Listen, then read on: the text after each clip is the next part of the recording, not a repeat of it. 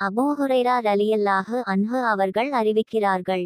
ஒரு நாள் நபி ஸல்லல்லாஹு அலைஹி வஸல்லம் அவர்கள் ஒரு சபையில் அமர்ந்து சஹாபாக்களுக்கு உரையாற்றிக் கொண்டிருந்தார்கள். அந்த சபை அமைதியும் மரியாதையும் நிறைந்தது.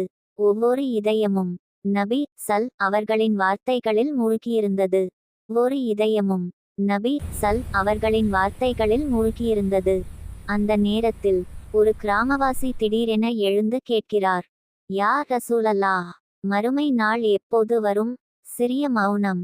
நபி ஸல்லல்லாஹு அலைஹி வஸல்லம் அவர்கள் அந்த கேள்விக்கு உடனே பதிலளிக்கவில்லை. அதே அமைதியோடு தமது உரையை தொடர்ந்து இதை கண்ட சில சஹாபாக்கள் ஒருவரையொருவர் பார்த்து நினைத்தார்கள், அந்த கேள்வி நபி அவர்களுக்கு ஆனால் நபி ஸல்லல்லாஹு அலைஹி வஸல்லம் அவர்கள் எந்த கோபமும் காட்டவில்லை, எந்த மறுப்பும் தெரிவிக்கவில்லை. இசை மெதுவாக உயரும். உரையை முழுமையாக முடித்த பின்பு நபி அவர்கள் அந்த கிராமவாசியை அழைத்து கேட்டார்கள், நீங்கள் என்ன கேள்வி கேட்டீர்கள்? இடைவேளை.